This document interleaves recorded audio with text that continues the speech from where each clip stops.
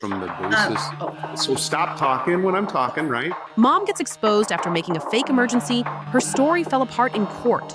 Imminent danger. What does imminent mean to you? Likely to happen. It included, a sexual statement made to the child. My client overheard those statements. A custody battle erupts into a high-stakes emergency hearing. A mother fears for her child's safety, alleging domestic violence and a threat of imminent danger. The judge must decide whether to issue an emergency order, weighing the evidence and the arguments from both sides. Was the evidence sufficient? Will the child be protected? Prepare for an intense courtroom drama, revealing the complexities. We'll hear first from the movant. Go ahead. Yes, thank you, Your Honor. My name is Paige Benda, and I represent Rachel. And just as a quick housekeeping matter, Rachel does request that this court issue an interim order based upon the exceptional circumstances in this case, and they're two-pronged. There's the threat of imminent danger, and there's also circumstances here that indicate the ex parte order is necessary. Rachel and TJB's declarations have described the threat of imminent danger, but also it provides the court with information demonstrating the circumstances that exist. And with the threat, presumes imminent danger when there's a current domestic violence and a past incident of domestic violence involving a dangerous weapon, and that the court shall only allow supervised parenting time. And so Rachel and Tanner have submitted declarations to the court that outline the following facts. Jared drinks alcohol during his parenting time, and it led to the abuse that's described in Rachel and TJB's declaration. Drinking alcohol during parenting time is prohibited by the party's judgment, and that's at Index 194 at paragraph 9, parens G. Your Honor, this is very important. It's not just merely the drinking alcohol in contravention of the judgment that leads to the threat of imminent danger. It's the abusive behaviors that accompany the alcohol use during parenting time that places the children in the imminent danger. Those behaviors included the threatening of violence to Tanner, telling him he would knock him out, beat his face in. That's at Index 206, paragraph 8. I'm going to stop you right there, and I'm going to ask you a question. Yes. Imminent danger. What does imminent mean to you? Likely to happen, and I believe that that's 140922-2. That's why it's presumed when. Oh, sorry, Your Honor. So, likely to happen. Why was there a 2-month delay from the basis? So stop talking when I'm talking, right? You seem a little excited. You need to just wait. Sorry. So why was there a 2-month delay before the statements that you're claiming form the basis for an imminent danger to the child between the time that that allegedly occurred and the time that you filed your motion? How is that imminent when there's a 2-month delay in filing the motion? Yes, Your Honor, just to address that, my client's first declaration demonstrates that Jared actually denied his parenting time, and then shortly before this was filed, started requesting parenting time again. And in my client's second declaration, and that is at Index 241, my client talks about the fact that she was not only working with law enforcement, hoping that that would happen and court could be avoided, but also was hoping Jared would find some help for himself. And that's in her second declaration. So that service document is dated August 21, 2025. And that demonstrates that at least on August 21, 2025, there were 2 pro se parties. Jared denies that he has made these threatening statements, but Your Honor, if you look at Exhibit C at Index 205, this is an adoptive admission where Jared failed to provide a denial when he was confronted with threatening TJB and saying the only thing you'll ever be good at is, I don't know if Your Honor wants me to say it on the live stream. And then Exhibit E at Index number 403 demonstrates another adoptive admission by Jared, where he does not deny that he said he would beat the minor child's face in, was raising his fist, or even just being on top of him. And those are non-hearsay exhibits, Your Honor, including the statements preceding that under North Dakota Rule of Evidence 801 D2B. It's a statement offered against the opposing party, and it's one that he manifested or adopted to believe to be true The texts demonstrate clearly set forth accusations, which a reasonable person could understand. Jared had the opportunity and he had the ability to reply. And as demonstrated by the exhibits, he did have that ability because he did reply. Does he have an obligation to reply? I would think that a reasonable person would deny those statements if they were not made. Does he have an obligation? Does he have to deny every allegation that your client makes? Otherwise, it's considered an admission. Your Honor, in this instance, we would argue that demonstrates an adoptive admission in the parent-child being confronted with those statements and just not responding, even though they were clearly set forth. So that wasn't responsive to my question. Does he have an obligation to respond to every single allegation that your client makes? Otherwise, it's considered an admission.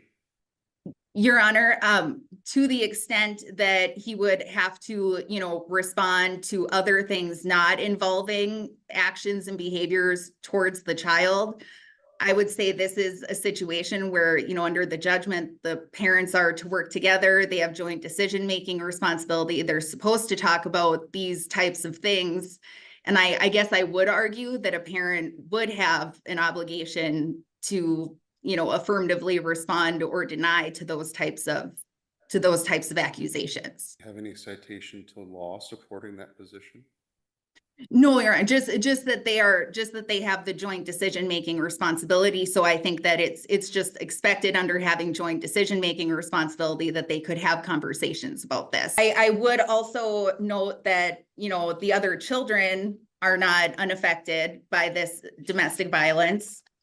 And it's not just that first prong, Your Honor, of the imminent danger. And I understand that. I understand that there's a concern regarding the timing of the filing and waiting 2 months, but also that is, Jared kind of changing his tune on that. And then my client, as she said, in her declaration, she's just stuck in a terrible position, but there is the basis of just the circumstances indicating that it's necessary. And I think those circumstances have to do with what wasn't denied by Jared, what is attested to by TJB in the declaration, what is attested by my client of actually hearing. All right, anything else?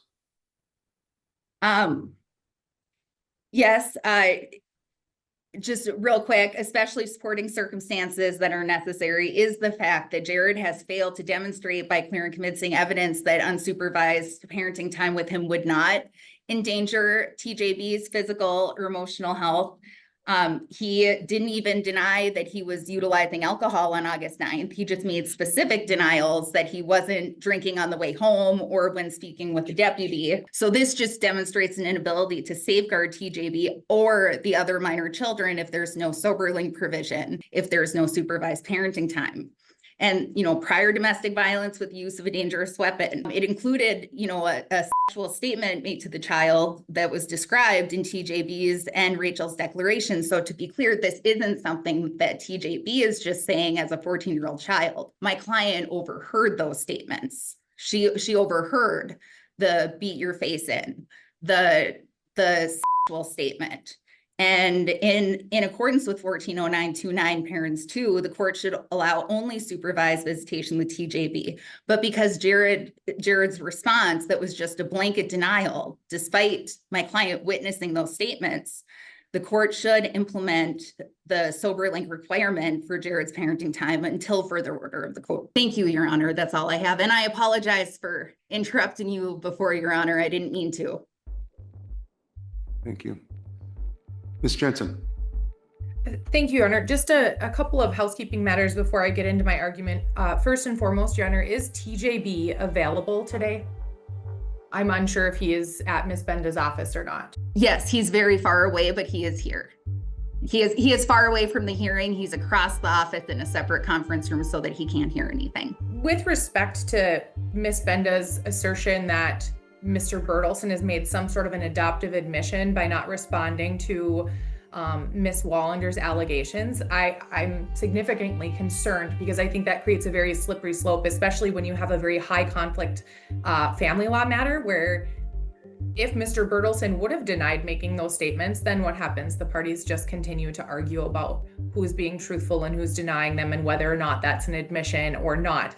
Additionally, Your Honor, I don't believe that there's any case law supporting Ms. Benda's contention. So I would ask that the court take Mr. Bertelsen's failure to respond or willful decision to not respond to Ms. Wallender's allegations that he made those statements with the weight that it deems appropriate. With respect, Your Honor, to 140929 sub 2, I'm looking at that provision of the statute right now, and I do not believe that it has any application to the situation before the court. That section specifically states that if the court finds that a parent has perpetrated domestic violence and that parent does not have residential responsibility, and there exists one incident of domestic violence which resulted in serious bodily injury or involved the use of a dangerous weapon, or there exists a pattern of domestic violence within a reasonable time proximate to the proceeding, the court shall allow only supervised parenting time with that parent unless there is a showing by clear and convincing evidence that unsupervised parenting time would not endanger the child's physical or emotional health. First and foremost, Your Honor, Ms. Wallender's declaration should ultimately be excluded. She lacks a large amount of firsthand knowledge concerning what actually happened that day, and her entirety, almost the entirety of her entire declaration, is based upon inadmissible hearsay from TJB. She was not present. She did not observe any of Mr. Bertelsen's behavior, her son's behavior, or frankly, anything that occurred between TJB, Mr. Bertelsen, Ms. Kappas, and her entire extended family, and the party's other minor children that were also present. Ms. Wallender's firsthand information, Your Honor, is limited to the very short period of time that she showed up to Mr. Bertelsen's house when law enforcement was present to pick up TJB and a few of his belongings. That is the only competent testimony that Ms. Wallender actually provides in her declaration. Therefore, we don't think the court should even consider it. More importantly, as the court touched on, is the timing of this motion for ex parte interim order. 2 months was waited until someone brought this motion for ex parte interim order. There's no reason, there's no basis or explanation as to why there was such a significant delay. Even if there was, Your Honor, the simple fact that someone waited 2 months to bring this motion demonstrates that there's not imminent danger. There's not a concern or a circumstance necessitating the issuance of an ex parte interim order. Now, Your Honor, even if the court would consider Ms. Wallender's declaration and considered Ms. TJB's declaration, there's a complete failure to demonstrate exceptional circumstances exist to grant her motion for ex parte interim order. The declaration of TJB, Your Honor, is that of a 14-year-old teenager. It paints a very one-sided story accusing Mr. Bertelsen of yelling and screaming and acting out of control for, if you look at Tanner TJB's declaration, for no reason. It doesn't provide a basis for Mr. Bertelsen's behavior. TJB completely leaves out that part of the story, which Mr. Bertelsen and Ms. Kappas, who were also present at this event or this incident, explain in detail in their declarations. More telling, Your Honor, is the fact that the allegation concerning the incident on October 9th, TJB has continued to text Mr. Bertelsen and request to come to his property to go hunting. Mr. Bertelsen has responded and explained to TJB that they need to sit down and discuss the incident from 2 months ago and navigate a path moving forward to repair their relationship. TJB has indicated a resistance to this plan, but even as recent as last week, Your Honor, he was texting his father asking him if he and a friend could come to the house and go hunting on Mr. Bertelsen's land. In fact, on one occasion when TJB texted Mr. Bertelsen, TJB responded in a very defiant manner and said, "You don't even own this property. Here's the Zillow listing, so I can come and go hunting if I want to." This continued contact and the statements that the conversations that Mr. Bertelsen and TJB have in these text messages do not indicate that TJB is scared of his father or feels as though he is in danger. Clearly, Your Honor, if Ms. Wallander were actually concerned with whether or not her son was in danger, she would not allow her son to continue texting Mr. Bertelson and trying to go out there and go hunting. Rule 8.2 sets a very high standard, Your Honor, and it's for a reason. It is to protect individuals like Mr. Bertelson from having their parenting time suspended or reduced for a reason that does not justify exceptional circumstances. The circumstances here simply do not rise to that level, and an ex parte interim order should not be issued. We respectfully request that the court deny plaintiff's motion for ex parte interim order, Your Honor. All right, thank you. Ms. Benda, as the movement, I'll give you an opportunity to rebut if you would like, and then I'll issue my ruling on the ex parte request.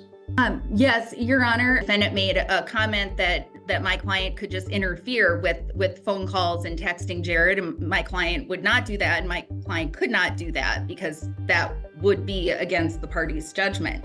And also, defendant made a comment that Rachel somehow was hiding any past issues that TJB has had. In my client's very first declaration at Index 202, she went through the history. She told the court about the former admission to Prairie.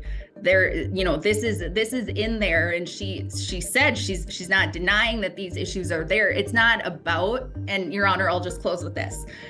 This isn't about a 14-year-old's behavior. This is about Jared's reaction to that alleged behavior. And thank you very much, Your Honor, but we would request that an ex parte order be issued that would limit the parenting time with TJB to supervised and would put in a sober link provision to keep all of the children safe.